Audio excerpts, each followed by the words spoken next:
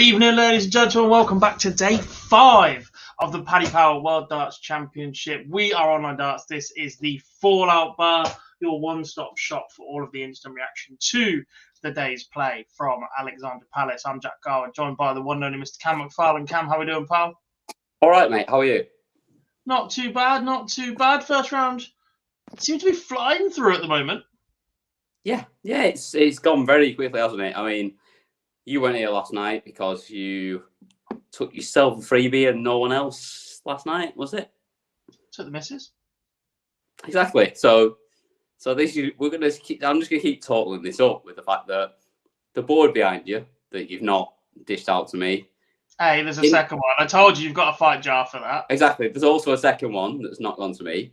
There's now a fight jar for it. There's now tickets to go and watch it on the freebie as well that you've not dished out to us either. Right. There was 2, and Katie has better boobs than you. That's questionable at the moment, I'll be honest. Because mine are growing and growing by the day. You've got a long way to catch my girlfriend, trust me. Anyway, I mean, we literally, if you saw any of last night's, I don't know whether you did or not, but we disappeared down a dark alley of 50 Shades of Green between me and Dan last night. I think we've continued along the same vein already, which means let's move on and let's get on to the darts. Swiftly on. Chat room up and running, partly because the session finished 25 minutes ago and Cam's been dawdling along, partly because there's plenty of you in tonight. Sorry. So see you all. Sean's in, Matthew's in, Harry's in. He says, all right, lads, how we doing, pal? Bob's in, says, hi, Gob and Cam. Steve Beats is return after next year. 1 year left, indeed. Big news coming from the Ali Pally today. I mean, he said that. He said that for the last 5 years straight. Come on. Yeah, I mean, Mardle said it best at the end. He goes, he's been saying that since he was 40, and he was saying that till he's 107. And to be honest, I would have him there when he's 95, even if he can't even hold a dart. I'd still have the guy there. Indeed. Who else is in? Rebel County's in. How we doing, pal? Daniel says the first round finishes Thursday. That's gone quick. It has. Excalibur's in. Good day, lads and ladies. Hope you're well. Sean's in. Graham's in. Daniel's in. This is where I'm repeating names now because you're all chatting amongst yourselves. And Joel's in as well. Good to see you all. Boa's in. Brazil is in the house. Nice to have you, pal. Thanks for tuning in. Right, let's get on with the action, Cam. And after much debate over the last couple of days, that was calmed down a little bit by the success of Manlock Lung yesterday. The international qualifiers have come to play today, starting with Tomoya Goto, who knocks out Ian White 3-1 to start the afternoon session. Yeah, like I say, you weren't on last night, but me and Dan were.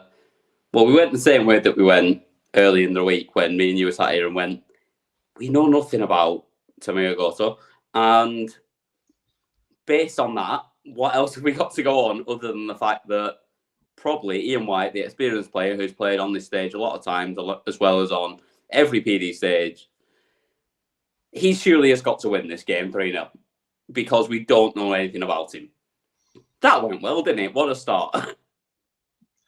Yeah, good effort, mate. I'm glad I had the night off, boys, because I probably would have backed Ian White. My record would have been in the mud, but what did it finish after 12, by the way? Because it was 7 from 9. What's that? Oh, my record. Well, I don't know because we haven't got you after that. What do you mean? Oh, you mean before last night? Yeah, there was 3 more games. Yeah, you were 8 from 12. I'll take that. 75% very solid. Very solid. Correct scores. Not even just a winner. Correct. Yeah, no, really good. You were actually. I've got the profit and loss if you want it as well. To be fair, you were £6.50 up in the second session as well, based on a £1 bet on every result. Bear in mind you were £9, so you're £15.60 up in 12 games of darts. Pretty good going. That's based on £1 a time. If you're going £10 a time, that's a lot of money. Pays for Christmas. Yeah, exactly. So fair play to you. Although you haven't given any predictions for today, which was a lot harder than what we were predicting before that point. You didn't message me for him, did you? So that's your fault. Would you have replied, really? Yeah. I drove. Did you? Yeah. We got back at 1:45 this morning. What way did you drive back? We got out there about 11, half 11's, 2.5 hour drive. Not to Nottingham, it's not, surely. It is. And it absolutely lashed it down. And I have a black box. Oh, of course. That's why it took so long. I do remember you taking me into Manchester from mine once, and it's taken a long, long time. There was a lot of traffic about. That was the worst day ever. Oh, yeah, I could pick you up. Manchester can't be that big. 4 motorways later. It's massive. Yeah, it's huge. Right. Tomorrow Goto, 3-1 win, as you said. We haven't really seen much from Really impressive, to be fair. Really impressive. Let's give him the credit he deserves, because I don't want to start pigeonholing nations. I don't want to start stereotyping people, but a lot of the Asian contingent have an awfully lovely action right now. And Goto is another who, like Mandotlung, just plays at that little bit more of a natural pace, a natural rhythm that gets on with it. It's not stop and start at every dart. And there's absolutely no surprise in my mind that the two most fluent of those actions are the two that have achieved success on this stage so far. Let's put it out there, as you said it earlier. These two are what Lawrence should be. Yeah. And that's not a dig at Lawrence by any means, because he's had a fantastic career in terms of what he's done. But he's 45 now. It's been a long time that we've seen him on the stage. But these two just look more natural in the way that they throw and the way that they approach it, whereas it feels like every dart Lawrence throws is just a bit more of an event. It's like he has to think about every dart individually, whereas you look at Hugo and you look at Tomoyo today, like it's almost just like it's smooth and there's no thought behind it in the best possible way, in that they're not overthinking what they're doing. They get up there and let it release in the most natural way that they could, which is, we all know that's the best way to play darts. Like, if you're not thinking about it, that's the best you'll ever throw. It is indeed. I completely agree with that as well in the chat room. By the way, Graham says World Series has to return to Asia. Surely that is the point in the World Series, to go and capitalise on markets and expand those areas where darts is flourishing or needs the opportunity to grow that a little bit more. The Asian tour has been fantastic. It's finally back up and running. Oh, definitely. Get me some World Series back in Asia. Look, don't get me wrong, Scandinavian darts is doing very well right now. They've got a Euro tour, though. Yeah. They've got the Euro tour. We're back in the Netherlands again. Like, why? Get me to Asia. Get me to the Americas. Get me to Africa. Get me to Asia, and get me down under. They're the 4 areas you need to target right now. And then you've got darts everywhere. And we'll go to South America as and when it's ready. I agree with that, but I think we've got too many in Australia and New Zealand. Take one off and take one to Asia. The problem is it's so far round. But it's in the same. No, it's not that far though. If you're over there, put it in the same sort of time zone. Yes, I know it's. If you did a block of 4 and you did 2 Asia and 2 Oceania, then fine. But if you're going to travel that way, you have to do it for more than one. Yeah, and Australia has played such a big part, and is still going to keep producing players. So, but there's. I mean, maybe I'm wrong here, but I think there's more players at PDC quality in the Asian side of things now than there are in Australia and New Zealand. Potentially, is that? I'm not going to get into that. Is that because the Asian tour is flourishing and Ben Rob's been quite critical of the Oceanic Tour recently, and so have a couple of others, because this is a review show and we'll be here all night. I'm already 9 minutes in. We've got another 7 games to talk about. Fortunately, 10 predictions to do. We don't have any clips to play for you tonight, because apparently there's a technological malfunction at Alexandra Palace. Half the teams there are unable to upload video content unless they're recording it on a phone.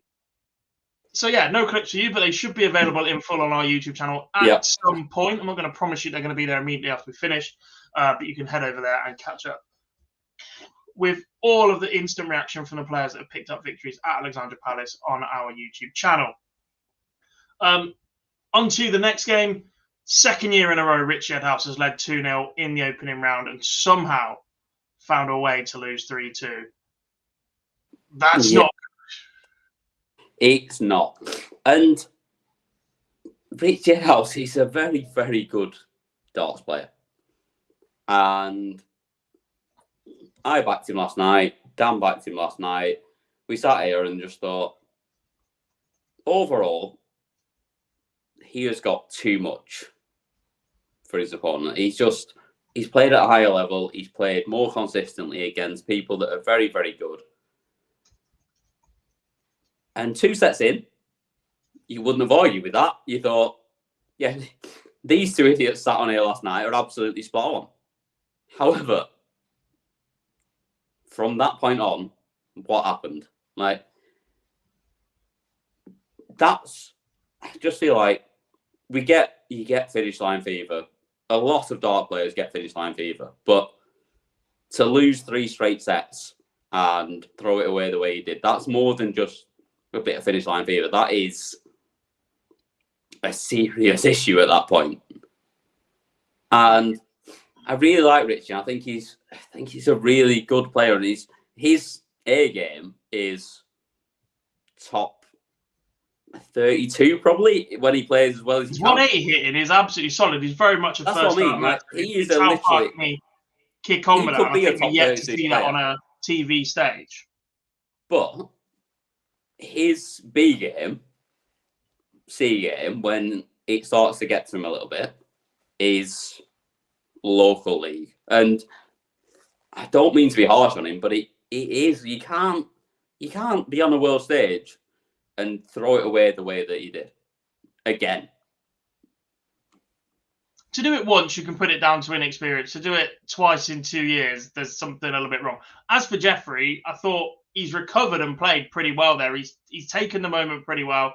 I mean, we got every leg for the first 4 sets, so it was all about those key moments. It's only the 5th set that hasn't gone to a decider. Was fortunate enough to referee Jeffrey at the Super Series week 5, week and a half just gone. Didn't get through either of those groups. Don't get wrong, they were tough little groups. Steve West was in and about there. But for him to not have made finals night, I didn't fancy his chances at Ali Pali at all, knowing that actually that field was representative of pretty much what he's going to get. Ben Robb, Steve West, who else is there? Connor Heenahan, Mike Warburton. And I'm like, if you're struggling to get through them, Richie Edhouse is on par with most of those players or above because he's got a tour card. But very, very resilient, excellent performance from De Graaf to book his spot into round 2. Yeah, absolutely. To be fair, I've been quite harsh on Richie there, but I've not said enough about the fact that Jeffrey's played under that pressure at that point, especially at 2-0 down, to hold it together like he did and then go and wrap it up. It deserves a lot of credit, to be fair. Yeah. Let's not forget, he is representing Sweden at the moment. Just to clear that up for people in the chat room, he has Swedish citizenship now, so he's able to represent them on the PDC Nordic and Baltic Tour.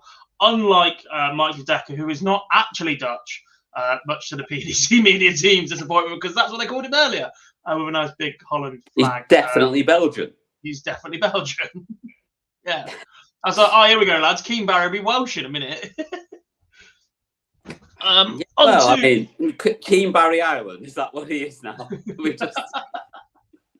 On to match number 3, and I tell you what, Boris Karcz could be whatever he wants to be because he's a lot bigger than I am. yeah. If he says it's Wednesday, it's Wednesday.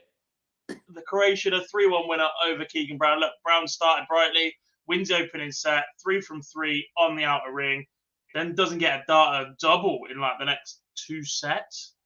Ends up 5 from 9, but Karcz just too much for the needle, who has recently gone full time. Now, he's sort of been hampered again this year, hasn't he? He's only just turned full-time pro. He's given up his job within the NHS to focus on being a dart player full-time.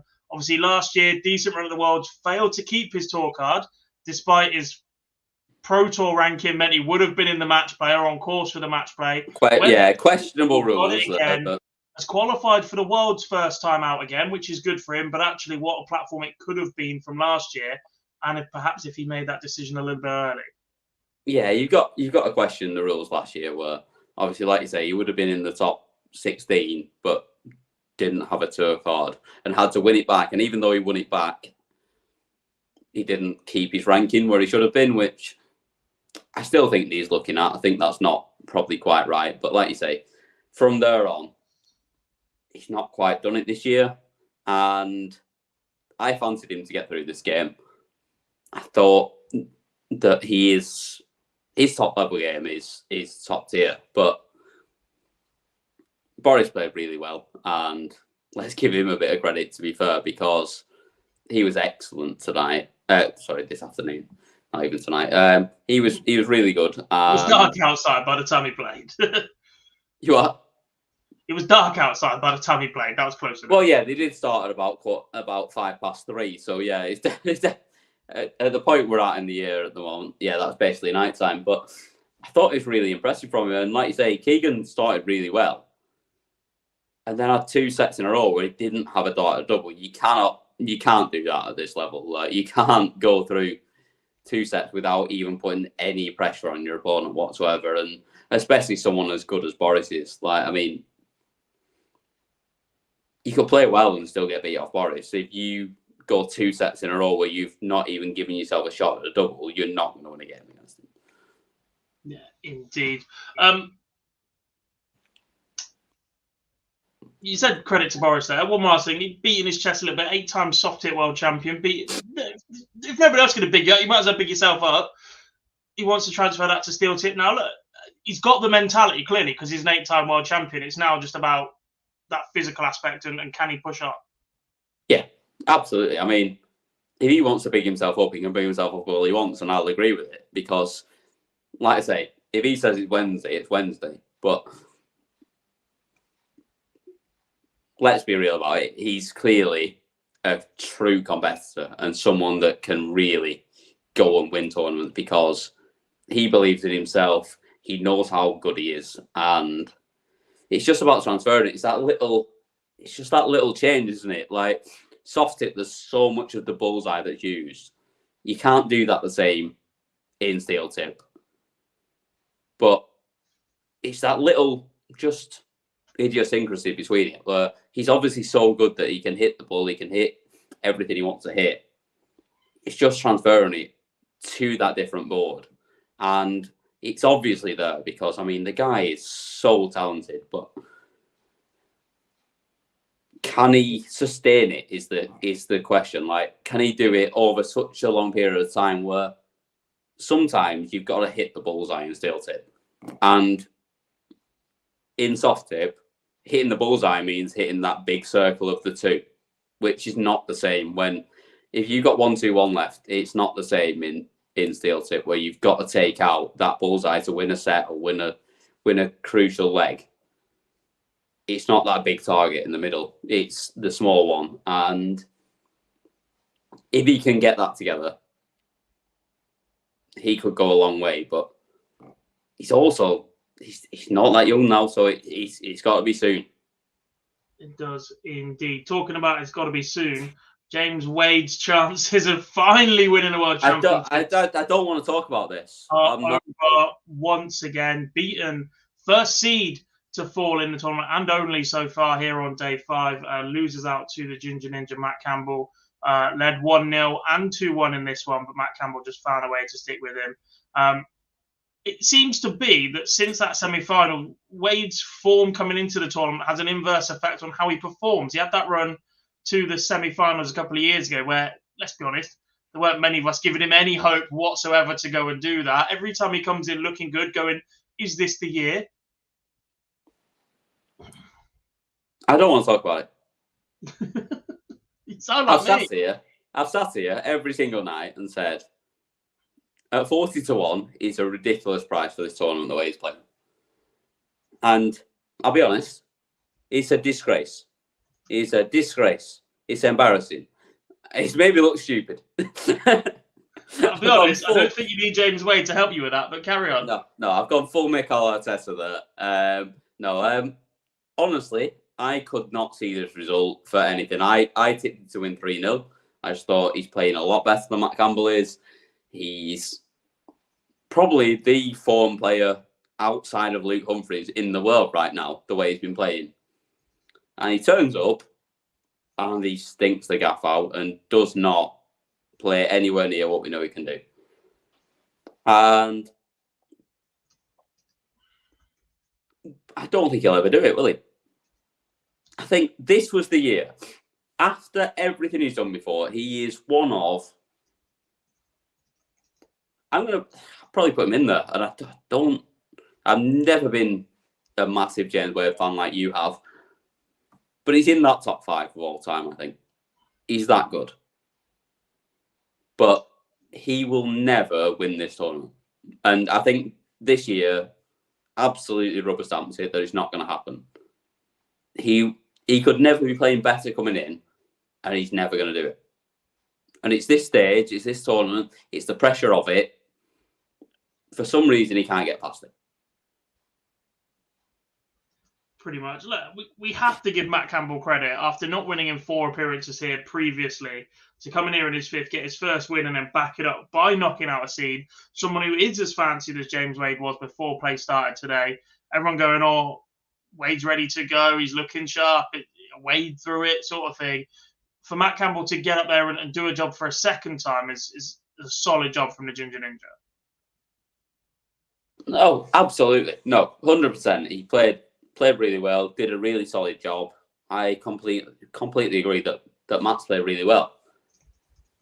But the way James Wade has been playing today, Matt Campbell shouldn't have had a chance. If he'd played to anywhere near what he's been playing all year, Matt Campbell barely gets started at double, never mind any of the rest of it. Indeed. Right, that was the afternoon session complete. We move on to the evening session, and we start with a man who rolled back the years. I absolutely hate that line, but I definitely tweeted it earlier to take the big. Well, you didn't actually. You delayed it on the first one. No, the first set 1. Don't say it. Steve Beaton rolls back the years. He takes out 1, 2, 3. Oh, you did actually. Yeah, you did. I thought you'd avoided it on the first one. No, it was definitely the first one. Yeah, Joe, I completely agree. Matt Campbell's knowledge was superb in his post-match press conference. I was trying desperately not to mention it. I'll be honest. That's where I got stuck for a second. I was like, I just went on a James Wade rant instead of going down the Matt Campbell Jim Williams route. Yeah. Steve Beaton is a 3-1 victor over Wessel Nyman. The Bronze Adonis, 59 years of age. Magnificent. The action has not changed since he won that World Championship in 1996. He knocks out Wessel Nyman 3-1, led 2-0 in this one, gets pegged back in the 3rd set, but rocks up and wins the 4th set to book his spot in the next round. Cam, I don't think there's anybody in the world that begrudges Steve Beaton winning matches at Alexandra Palace Never, today. ever. I mean, let's be honest. Wessel played pretty well. And he's played very well for the last few months. And we all know there's the background to all of it. But he serves his time. He's back in there. Like it or not, he's playing good darts and he's back in there and has got a real opportunity to go and beat someone. And he was probably looking at it thinking, Steve Beaton, 32nd time in a row at the age he is, it's an opportunity to go and get through. But that man just has not aged, does he? He really doesn't. Like, I almost think the older he gets, to us, we have to talk about his post-match press conference in which he did drop the bombshell that he believes next year on tour will be his last. The same bombshell he's dropped for the last 6 or 7. Yeah, but he's never come out and said that. No, that's true. Speculated that for a long time. This is Steve turning around and going, actually, the tour's quite long. It's quite tough. Obviously, they're moving to midweek next year, so I think he'll give that one more go and not enough time to set this up as his final. Sorry, Sam's making me chuckle in the chat room. I'll get to that in a second. I miss it. My phone just died on me, so I've not got the chat anymore. So yeah, looking sharp. And look, he is 60 already. Let's not forget, he's already 10. Well, he will be 60 next year. He'll be 10. He could have been 10 years into the seniors. Players on the seniors tour. Yeah. That makes a massive difference as well. If he's going to go and have a crack at it and have a go at the seniors and actually come away with some silverware and plenty of prize money, which there is available in the TV events. All right, mate. We know. And a crack you don't need to sell it, like now's the time to do it, because otherwise you go, oh, I'm too old for everything, and you give up the lot and you miss out on that chance of glory in your latter years, because that's what people still want to see Steve. I mean, look at the way he's playing. He could give it another 20 years and he'd still be good enough. And the throw will still be identical. Exactly. Like, I said it to you earlier. I was like, if he's 90 years old, I still have him at the Ali Pally. Like, he's that good. Him and Paul Lim, just all day, every day. Yeah. That's all we want. That's what we want. Draw them against each other in the first round and let them go and Beaton, Paul Lim and the Ali Pally Wasp, life complete. Well, no, the Ali Pally Wasp is dead now because no, he's back. between Luke Humphries and Lee Evans, they drowned him and then stood on him and kicked him off. So who was that Van Gerwen flicked away tonight then? Oh, was there another one? Oh. He's back from the dead. I missed that. Sam's in the chat. Sam Beaton, that is. He says, "Well done, Dad. Not actually my dad. I'd like to think I'm at least the 10th best S Beaton in darts. We'll give you that. There can't be many." Yeah, I'm gonna say that's a short list. Is he the best pair flight player ever over the years? The what? Joe says, "Is Steve Beaton the best pair flight player ever over the years?" Oh, that's a very good I question. think you have to say no, because Dozer won his with pairs, didn't he? But if you look at longevity. Yeah, but if you look at success, Dozer has 3 world titles in the Premier League. Yeah. Yeah. Yeah. No, Dozer wins. I still want CB, and I'll be honest. Dozer wins. Sorry, Bal. I'll take B and you take Dozer. Yeah. And if it comes down to a fight, we'll see who wins.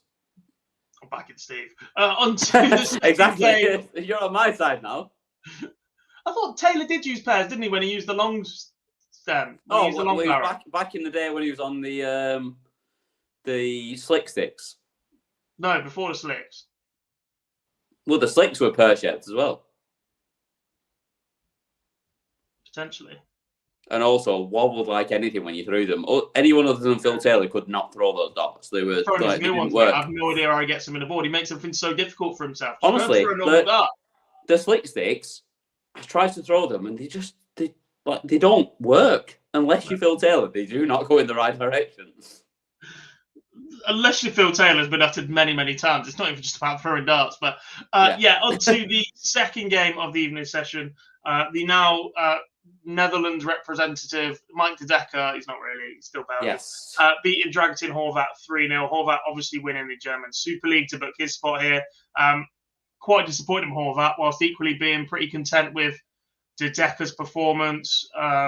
Very much a first start merchant. Felt it wasn't quite there all the time for de Decker, but still more than enough to brush Horvat aside tonight. And again, for how many times we've said it already, the only thing that matters at this point is getting through that first game and giving yourself an opportunity. I thought Horvat would give it a better go than he did. Like you say, winning the German Super League, he beat a lot of players that we know on the way to doing that. Recently as well, because it was only late November that was run. I thought he had a chance of winning maybe a couple of sets, but I thought Mike de Decker played really, really well and didn't really let him in at all. He didn't indeed. Daniel says, could de Decker beat Razma? He was one of the ones that I was looking at going, that's a seed potentially in trouble. That is... Has had a steady year on tour, considering he's had his ups and downs. You think at youth level, him and Dimitri van den Berg were very comparable for an awful long time. They've gone in slightly opposite direction since then. Razma this year not had his strongest or best year by a long way. He was one of the ones I was eyeing up. Sean says, speaking of de Decker, I wonder what happened to Eddie Fox. He's from Japan, mate. He's just back there, isn't he? What an interview that is. Still one of the best we will ever see. De Decker, though, cruising fantastic. 3-0 against Horvat. Not a lot more to say about that one. Similarly, not much to say about this next game. Ricardo Petrescu, despite all the build-up and the potential that the crowd might get on his back and him walk off, we'll talk about that in a second, a professional 3-0 win over Mikuru Suzuki, who just did not get going at all tonight. She looked uncomfortable up on that stage, just never found her first start and never really applied any pressure to Petrescu. No, not at all. And once again, the Jack Garwood professional comes out. It's been most of the games that we've heard so far, but it's the right word again. Like me and Dan both last night called it. Like he is such a talent, and he is one of the next stars on the entire tour. Someone like Mikuru, he's not going to get worried about, and that's nothing against Mikuru. It's just that he believes in himself so much that he knows that whether she plays well or whether she doesn't, he's still the better player on that stage, and he just never looked worried at all at any point. And like I say, she did not play her best at all. Bit like Fallon, didn't play her best. But even if she had, I don't think she could have got through this game, because I think Ricardo is that good and was that comfortable up there. Do we think Bo's absence has applied that little bit more pressure to Fallon and now Mikuru? Now that we've seen them both play below their best, the constant comparisons to Bo, who isn't there, or what are these two doing here? They're not even the best, blah, blah, blah. Do we think that's helped in any way at all? Those two be able to go no, of course it's not helped. It's made it miles harder. It's made it miles more difficult. But either way, and less so with Mikuru, because she's not the face of darts to the casuals that Fallon is, that Sky Sports is trying to push and everyone else is trying to push.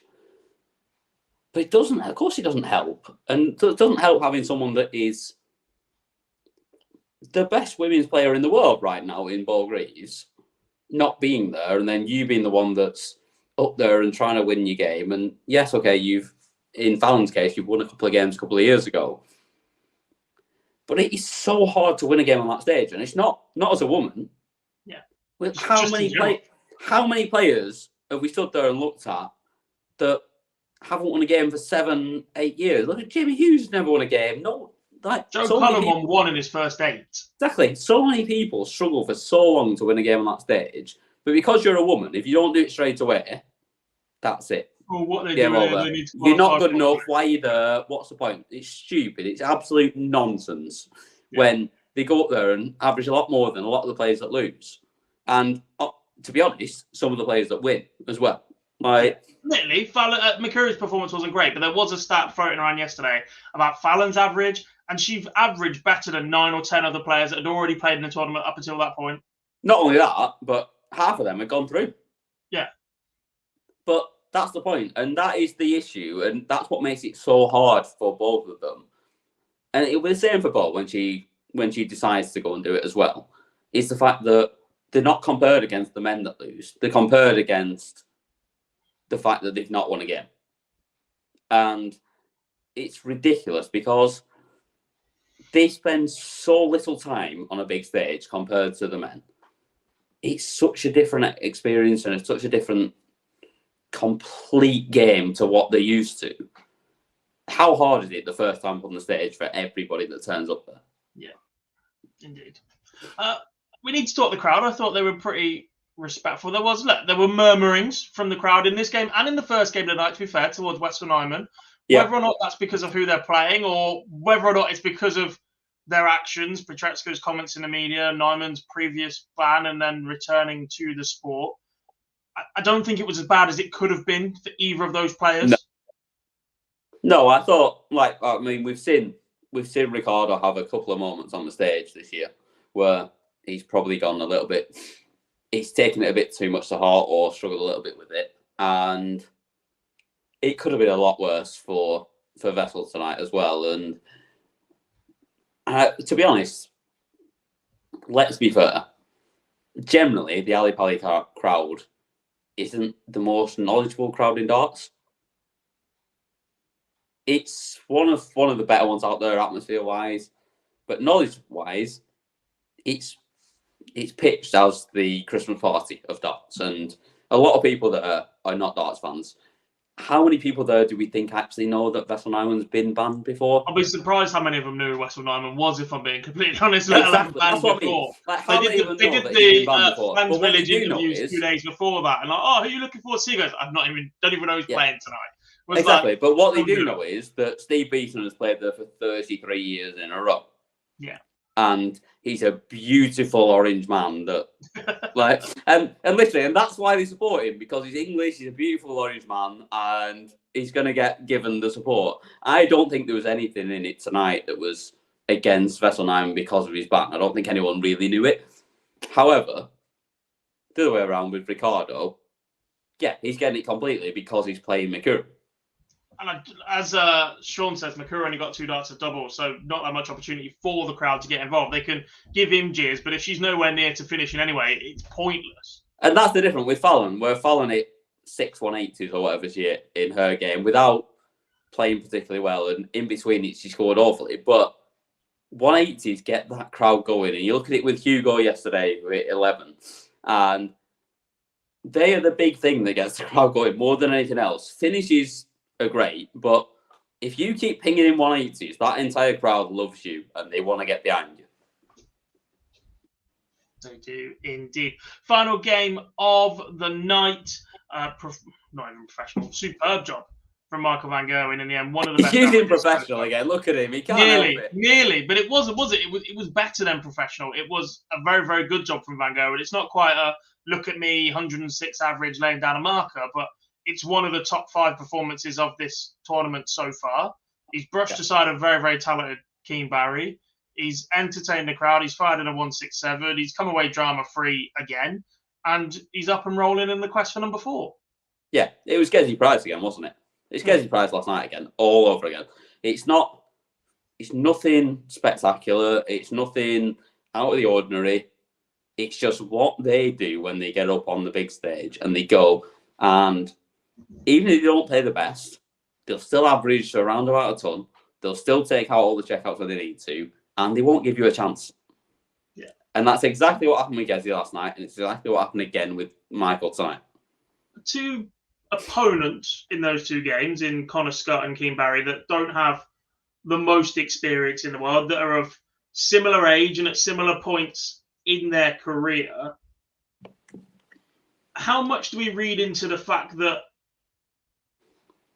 we've been saying for a long, long time now that results and performances in the last couple of years prove the likes of van Gerwen and Gerwen Price don't hold that aura over people. People aren't scared to go to play them anymore. But actually, of course they are. It looked like Connor Scott and Keane Barry knew from dart 1, if they missed a dart double, they were in trouble. And they carried that pressure throughout the entire game. Well, that's it. I said it last night with Connor. And Connor was very bullish in the build-up that I'm just going to go up there and forget what he's doing. I'm just going to enjoy my game and I'm going to play my own game. Gezi walks up there. It's a 180 first dart. First 3 darts, 180. And Connor crumbled straight away. Like he did. Like, as much as he still hit a lot of good shots and he still had a couple of shots at big out shots, let's be honest, straight away, as soon as he was under pressure from Gezi, he struggled. And the same happened again tonight. It's so hard to talk a good game, but then follow it up when actually someone is battering you with it. And it's the old boxing adage. Like, everyone's got a plan until they get hit. And then you get hit with a big score early on. And what do you do at that point? You try and chase it, and all of a sudden your arm's tightened up. You're throwing nowhere near the treble. You're throwing low and left and struggling. And it's just going to happen because you're playing someone that you know, if you hit a ton, it's not enough. Which is ridiculous, by the way, is the standard. But if you hit a ton, you're going to end up behind.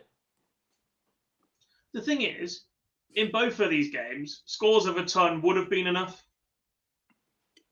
Yeah, if you do it every single one more time. Double tonight than Michael van Gerwen has. No, but if you do it every single time, a score of enough will be enough. But how hard is that to do that? No, but if you keep your score ticking over and you take your chances, it's enough. As I said, Keane Barry has had 1 more dart double tonight than Michael van Gerwen. He has bought and earned himself enough chances to go and win this game. But the pressure of knowing that he has to take every single one of those, or in his mind he feels like he's got to take every single one of those because it's Michael van Gerwen, builds up and adds up. Connor Scott didn't quite get as many chances as Gerwen Price did last night, but he still had 10 darts a double. That's 1 more than enough to win the match if you hit them in the right places. Technically, yeah.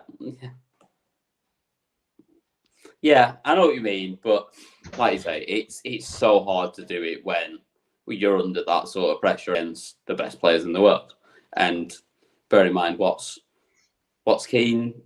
23? 21. Keane's 21, Connor's 27. But I feel like despite that age gap, they're still in relatively similar place in their career. Oh, yeah, Keane had a more prominent... not spent youth career, but Connor's a later bloomer. Yeah, Connor's not spent as much time on the tour as Keane has so far, but yeah, it's so hard at that stage. I mean, you look at the players they're playing. Come on, like Van Gerwen's been the top player in the world for the last 10 years. Like, tough. It's just tough. It is like to know that going up there you cannot miss a double almost. Like it's so hard. Like it's not you when you play me, to be fair. I mean, I've not played you for a long time. You don't fancy it anymore. You just don't want it anymore. Like it is what it is. Saturday morning breakfast. We are having breakfast on Saturday morning. Where are we going? No idea. Someone has a dartboard apparently. So yeah, flight club. I'll see you there. Sound. Anyway, on to let's look ahead to tomorrow's action. Another 8 games coming your way. We said it would be tough in that last game for Keen Barry's game line. Talking of tough, I don't expect this first one to be much of a watch. Radek Sagansky takes on Marco Cantele. Look, Marco is a player who is more than adept playing fast or slow, but it depends on his opponent. I don't see Sagansky motoring on it. He's steady enough. However, I do see the pole coming out of a win. How about you? I'm not sure. I think, like you say, Marco's not that worried whether it's fast or slow. I don't think it'll affect him the same way it would other players. And I think he might nick it 3-2. I'm going Sagansky 3-1. By the way, you're going to have to note these down because my phone's dead. So, ugh. Don't I do enough work on this show? No. You weren't even here last night. What do you mean? What did you go? 3? 3-2, Marco.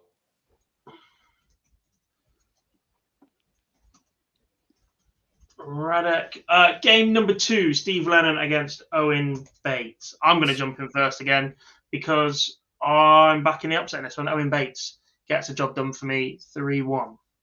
Yep. The man of the nickname, whether he has it or doesn't have it or wherever we are with that at the moment. I don't think he does win, though. I think he loses 3-2. 3-2 to Steve Lennon for you. Yeah. I mean, Steve Lennon's just so consistent, isn't he? Like, it's hard to beat him because he will not drop off. Mm-hmm. A few agreeing with the pace. This game will be brutal. 3-1 Sagansky. Eskil says Marco with a love heart. Radek is unironically one of the most informed players on the planet. Look, if the World Cup was 3 weeks later with 2 more Pro Tours, he would have been playing for Poland. He's been in great form this year, and it's only the upturn in form of Krzysztof Ratajski towards the back end, where we haven't been talking about Sagansky as the most informed Polish player on the planet, but he's still right in that conversation for me. And mainly because you love yourself some Krzysztof Ratajski. It's just a bad couple of years, though, isn't he? It's hard to back someone who's not winning. Joel says Sagansky 3-0. Sean says Cantele wins a game this year 3-2. Malachi's gone 3-1 Sagansky. Sam's gone 3-2 Sagansky. Harry says Sagansky 3-1. Second game tougher to call. Maybe. Graham says 3-1 Bates. Harry says 3-2 Bates. I should be good with tracking numbers these days. No, I'm really not, mate. That's the problem. What's that? That's my mate Steve West. Malachi says 3-1 to Owen Bates. Sam also says 3-1 to the Master. Connor's been asking a couple of times, what do you think Willie O'Connor will walk on to? As far as I know, he's not allowed to use it. Surely be zombie, won't it? He's not allowed to use it. Why? After he used it for the Premier League, they were concerned about the political connotations, so they stopped him using it. They worked the PDC. But can walk onto a Rangers fan? Yeah. They were themselves unaware of what it was. However, after the use of it... There's nothing particularly political about it. It's the Irish rugby song. Well, that's the thing. Now they've used it in the Rugby World Cup, I think he might have grounds to say, actually, I want it. Sky have used it. A World Cup promoter have used it. I want to use it, but we will have to wait and see for that one. On to match number 3 tomorrow. Willie O'Connor takes on Indian qualifier runner-up Bhav Patel after Prakash Jiwa was removed from the tournament through suspension. I I don't know an awful lot about Bav. I believe he plays his darts out of London in the Super League. But I'm going 3-0 Willie. Yeah, that I don't think there's any doubt in this. 3-0 Willie. Play Zombie over the stereo, and let's move on. Indeed. Chat room, 3-0 O'Connor, 3-0 O'Connor, 3-0 O'Connor. Don't know who Patel is, 3-0 O'Connor, O'Connor 3-0. Sean says O'Connor 3-1.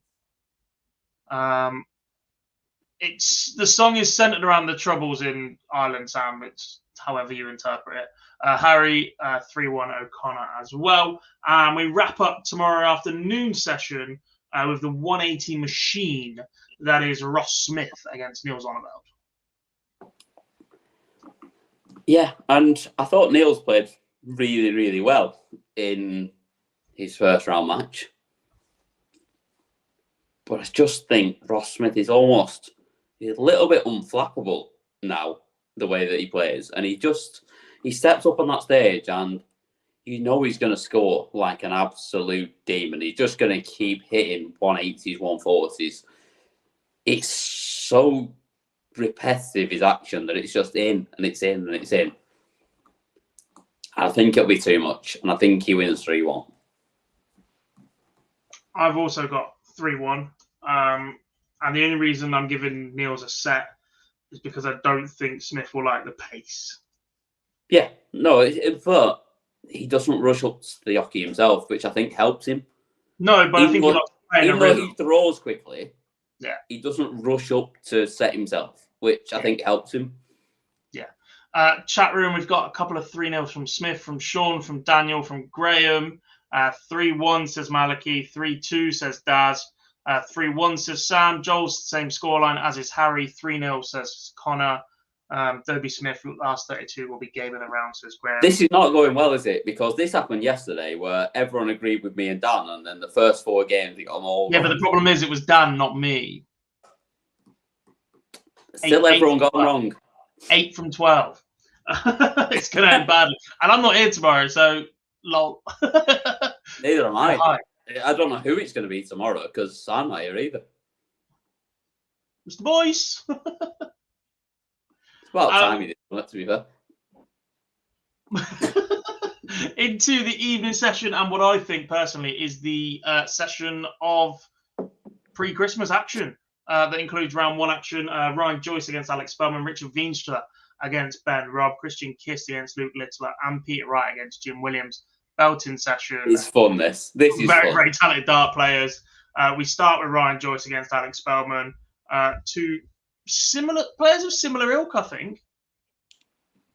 Yeah, but there's a reason one of them's called Relentless, and I can't see him getting beat. He just doesn't. He doesn't get flustered. He doesn't struggle. He doesn't fall off.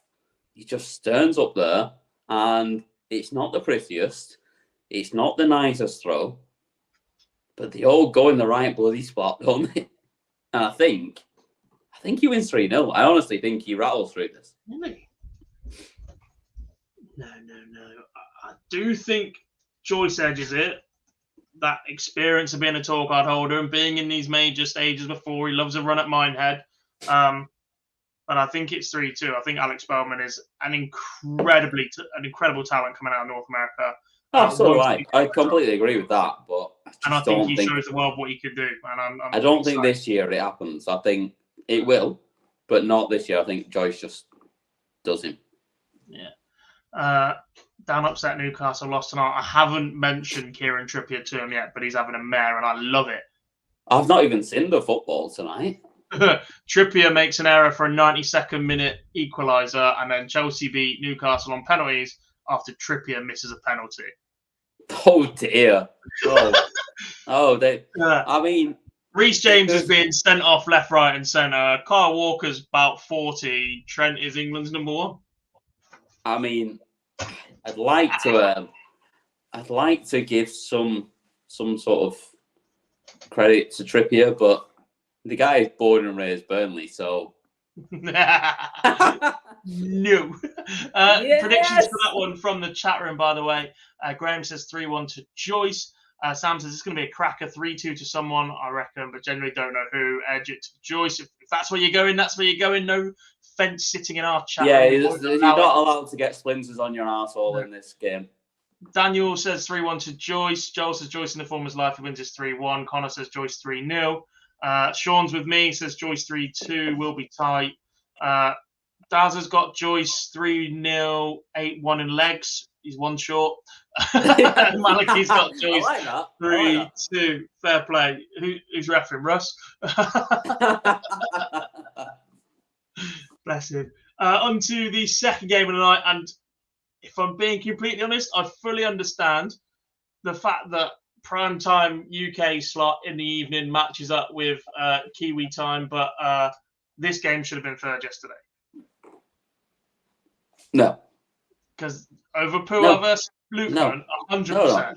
I said it to you the first time around. I love me a bit of Smash, and I like a bit of Horvat Pua. I thought that was a great game for last up. This session already start. Yesterday's session, not so much. This should have swapped. Anyway, Rich and Vince. No, I'm not having it. Either way.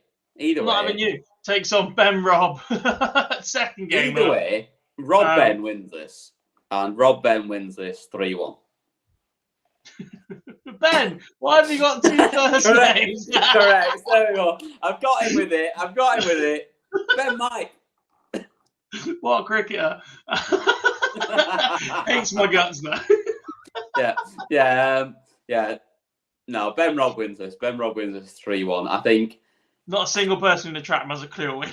No, it's just that was mine in your group chat there. In just everyone else listening to it. But basically, if anyone wants to know, at the cricket earlier in the season, in the T20 Blast, Jack sat there.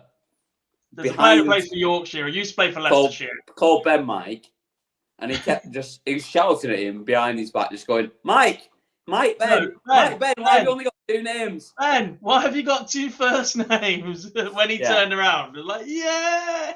Yeah. So anyway, that's the entire story behind that. Either way, Ben Rob wins this game 3-1, and he's the better player out of the two. And also, if he says it's Wednesday, it's Wednesday. He's a big boy. Oh, yeah, my shoulder's shaking my hand in the Super Series the other week. I can't lie. Because his handshake is, whoa. I was like, oh, big lad. Nice lad. Very nice lad. We happened to go out after the Lovely lad, but if he says it's Wednesday, it's Wednesday. Yeah. It's all about Ben's first start for me. If he gets it above the treble and tracking in nicely, then he's got a great chance. Because he's so determined. I just think he's got that little bit more about him as a character, as a person, that little bit more belief in his own ability. We've seen Veenstra at the Lakeside enough times and not really make that transition to start with. Settled, quality dart player, but one that you think lacks a little bit of self-belief in himself. Ben Rob absolutely does not lack that self-belief. No, that is not a question you put to Ben Rob. If he finds that first dart, I think he'll coast this. But I'm going to say it's 3-2, and I'm going to say edges it out. I think he's just got that bit of bottle about him. He just says he's going to coast it and then say 3-2. If he finds the first dart, but I'm not sure he will, because there's a lot of pressure on that, and he's sticking over for Q School and being up on the world stage. Yeah, 3-2. Okay. What did you go? 3-1. 3-1 to Ben. And I've got 3-2. The penultimate game of the night, and the one that everybody has been waiting for, the 16-year-old sensation, Luke Littler, takes on the former Lakeside champion, Christian Kist. Now, a bit of context for everybody before you start predicting. Here are two things you should know. One, Christian Kist has rumouredly been struggling with quite a severe wrist injury. He has an injury, yeah. Might not even participate in this tournament. And two, Luke Littler decided to have a practice tonight of his manager and hit a 9 darts. Don't give people clues before we start trying to predict. We're meant to keep that between ourselves so that we can look clever.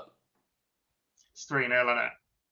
16-year-old is going to win 3-0 on the PDC World Championship stage? No. I think he wins. I absolutely think he wins, and I think he wins comfortably. But I think there's a little wobble for one set, and he wins 3-1. I'm not too fussed about the wobble if Kist can't throw the darts. No. If he can't throw a game at all, he wouldn't be coming. He can still throw, regardless. Whether he can throw at his best, he can still throw. £7,500.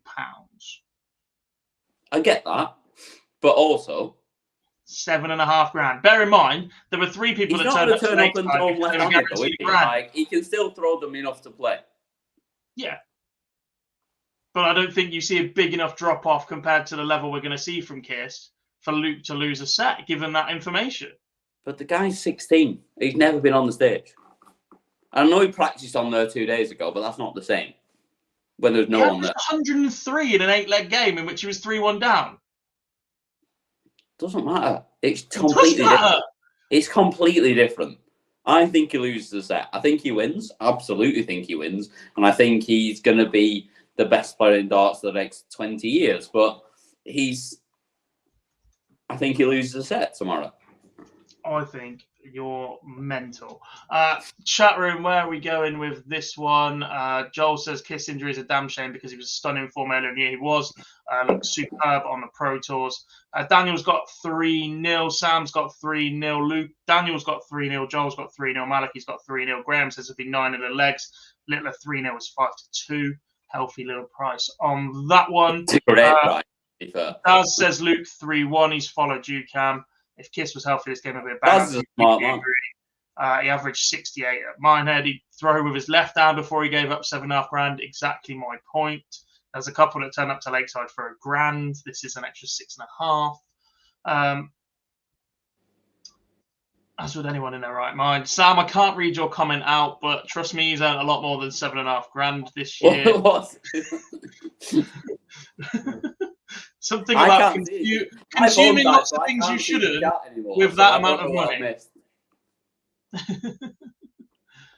And Harry says 3-0 to Littler as well. And then we get on to the final game of the night. Jim Williams, after a testing first-round match in which he won 9 of the legs. Sorry, what? What was that? Testing opening round. He takes on Hard Fought, I think. Hard Fought was the word, wasn't it? Hard Fought. The former 2-time champion of the world, Peter Snakebite Wright, who returns to the Ali Pali stage once again in much better form than he was, say, 6 months ago. But he's still so unpredictable right now. He is. And my worry for Jim, to be honest, is the fact that he struggled with such a hard-fought game to come through at 9-0. But, no. I think Snakey wins this. I really do. He's not had the best year. He's not played anywhere near his best. But this tournament, he's always bloody good at. And I think he wins 3-1. And I think as much as Jim's played well, he's had good spells during the year, it won't be enough when Snakey turns it on at the Worlds. Yeah, I still don't know how to judge Jim Williams because I just want him to. I don't know. I never feel like he beats his chest until he did today. I want him to throw it a little bit harder so it goes in the board properly. Yeah, I just feel like it looks when he's throwing like there's absolutely no conviction in what he's doing. No, it doesn't because every dart wobbles and he gets one final. It looks like he's going to fall out because they go in that on the Pro Tour this year. You just question if he believes he can go and beat Peter Wright. He's talking it up. He said it after his first game that would it be a shock if I beat him the way we're both playing this year? And I'm still sat here going, yeah, I think it would. But for the last 2 years, like, he's not even been talking about being a full-time pro. He's like talking about the fact that it's his second sort of thing he's doing. Like, I don't feel he has that confidence to go and beat someone that has the confidence that Peter Wright has because that man has confidence in what he's doing. The other issue, when he's playing badly, when we talk about Peter Wright, is what equipment is he going to come up with? He's clearly a better dart player with straight barrel darts. We've seen his best performances when he stuck with those this year, or variations of those. He's won his 2 world titles with straight barrel darts. He won the he won the match play in one of the most dominant tournament wins you are ever going to see in PDC history with straight barrel darts. He backed his world championship up with Masters with straight barrel darts. But he's had 5 weeks to think about it since he played at Minehead with straight barrel darts, and that's the issue. Honestly, he could use 3 different ones. I think he wins. And I don't think we're far off him doing it. Turning up with 3 different darts and still doing it.